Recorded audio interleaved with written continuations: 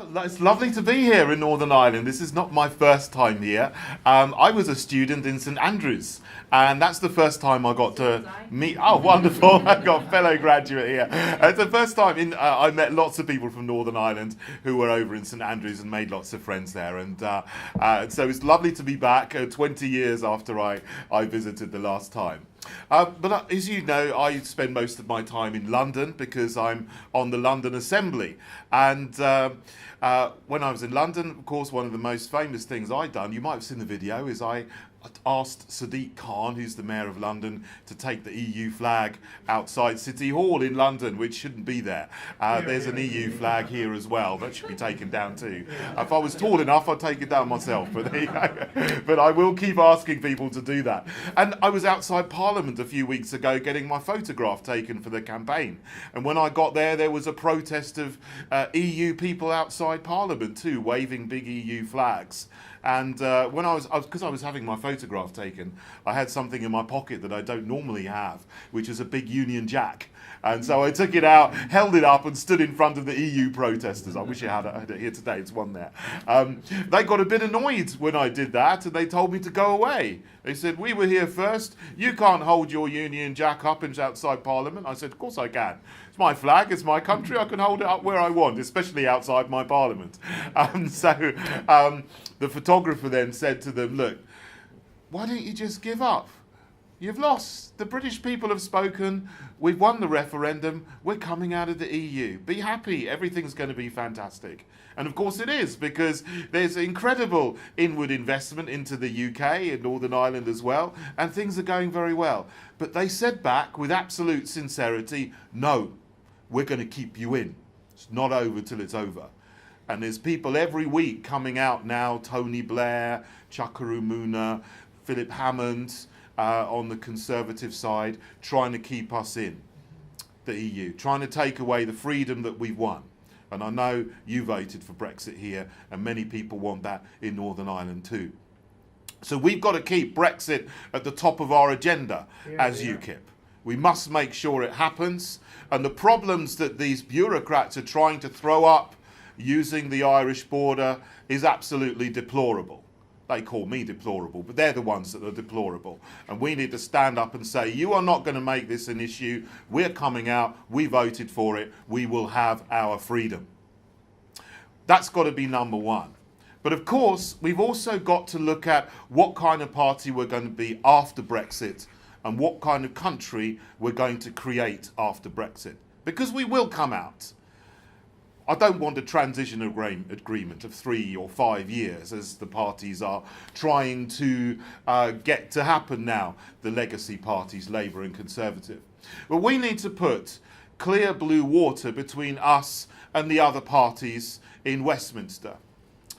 One of the main areas that has come up, that I know families up and down the country are really concerned about, pushing this cultural Marxist agenda in schools. An agenda which is anti-family, which is anti-marriage. And I've been very strong in standing up against that for over a year. And the Conservative Party, which I call the Conservative in name only party, fortunately they're not a big presence in Northern Ireland, but they're trying to push this LGBT education in primary schools, particularly transgender education, teaching boys and girls that they're not boys and girls, that they decide who they are out of 67 or 89 different genders when they decide, and they can be gender fluid. And the physical manifestation of that is that some of them get so confused that they want to get puberty blocking hormones. I think this is wicked. And I've seen some of the education materials, so-called education materials, that are being pumped and pushed onto 7-year-olds, which describe things in graphic detail, which are just far too much too young. And I think it's deplorable as well what the Labour Party did in trying to push the abortion agenda onto Northern Ireland, against the will of your Parliament and your people. It's absolutely wrong. So I will stand up for family values. I'm known in this race as the social conservative candidate, and I'll be very happy to be that voice, because we need to stand up against it or else it's going to happen. Another thing I think that puts clear blue water between us and the other parties is education. And education for skills. For so long, we've relied on mass immigration to fill skills in this country because we haven't been training enough of our own young people. And that's particularly true in the health service. We have a shortage, a huge shortage of nurses over the whole country, tens of thousands. And we have a shortage of nearly 10,000 doctors. And we're importing people with skills and depleting other countries of skilled workers, nurses and doctors to come and fill gaps here because we're not training enough of our own young people to do jobs which they should have the skills to do so they can have careers and survive and thrive in this country.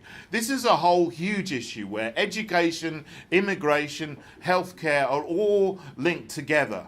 That there's been a gradual dumbing down of our education system, a dumbing down of skills, particularly technical skills, which have been run down for 20 years.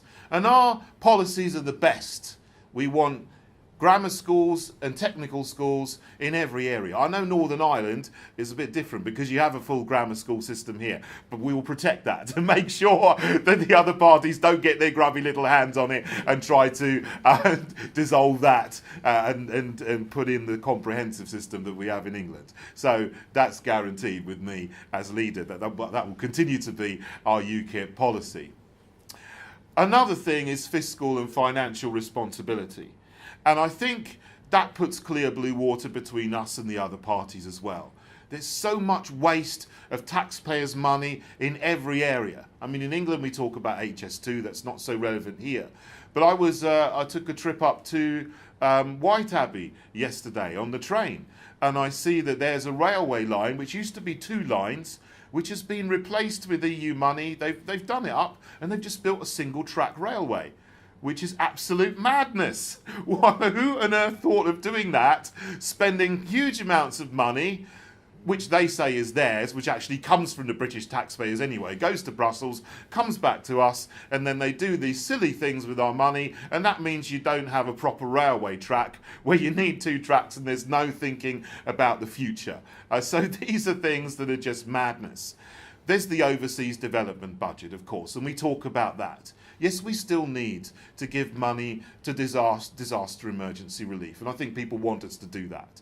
Hurricane Irma is now hitting Commonwealth countries in the Caribbean, and I think everybody wants us to be able to support those countries and rebuild. I think everyone would want us still to give some money to build water wells for villages in Uganda, Tanzania and ex-Commonwealth countries in Africa. I think there's no problem with that. But the waste, the 10 billion pounds of waste out of 13 billion pounds in the overseas development budget, going on sat-navs in wheelie bins in Calcutta and things like that. Madness. We need to spend that money here on our education, on our health service, and our police and our defence. It's mad that there's only 6 boats in the border force patrolling 6,000 miles of coastline with the huge immigration problem we have in this country.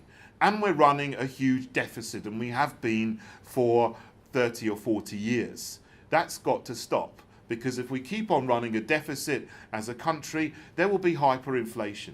Prices keep going up and up and up. That's because, whether it's Labour or Conservative in power, they're not responsible with your money. And it's your money, our money, taxpayers' money. It's not the government's money. And they need to be responsible with that. And look, the leader of the party is going to set the political tone. Yes, there does need to be lots of internal reorganisation. Because, as John said, we didn't stand any candidates here in Northern Ireland in the last election. And that is terrible. It's deplorable. Only 360 out of 630 in England, Scotland and Wales. None here. We need to change that. We need to support you in UKIP here where you need support. It's fine if you're in a big branch somewhere in the southeast and you've got lots of money and some patrons. But we need to support every part of the United Kingdom so that UKIP is built up everywhere. So we need to do that. But the leader sets the tone, and that's the tone that I will set. I want us to be a party that has a relevance. We have well, we still have a relevance in fighting the external threats from the EU, but we've got to fight the cultural Marxists which want to turn this country upside down, and we've got to turn it the right way up again. And I will do that. Thank you. Didn't want to vote for to keep out someone that they really didn't want to be in Parliament. Lots of people, millions, voted for the Conservatives to keep out Jeremy Corbyn. Quite understandable. Millions more voted for Jeremy Corbyn and the Labour to keep out Theresa May. But there are millions of people who really want UKIP to do well, who want an alternative, who see that those two big parties in Great Britain really don't want Brexit fully. Maybe a few people do, but they're not in their hearts committed to it. And UKIP has got to fill that space again. And we can draw millions of people back to us if we position ourselves correctly. Now, the Conservatives, which I call the Conservative in name only party, I think I said that before, have gone on to join Labour on the progressive left, socially and fiscally, financially. Some of them are still real Conservatives, but only a small number. I think we've got to be the true small c Conservative party. Strong on family values, strong on fiscal responsibility, strong on skills and education, strong on identity. Yes, we can welcome a small number of migrants to the country with skills that we need, but we've got to be very tough on immigration and stop chancing economic migration. People landing illegally and then disappearing into the system somewhere and never being found. We need to talk about those three things, those four things, because they set us apart from all the other parties. And millions of people agree with us, and they will come back if we have the courage to take that ground and to forcefully advance onto it. The leader sets the tone of the party, and that's the tone I will set. And I think I'll be quite interesting to the media if I'm the leader. So that will get us a lot of attention as well, because you've got to have a leader, someone who will be able to work in the media, who will be able to get attention for the media and put our vision across in a mature, intelligent manner. And I think I'm the candidate to do that. Thank you.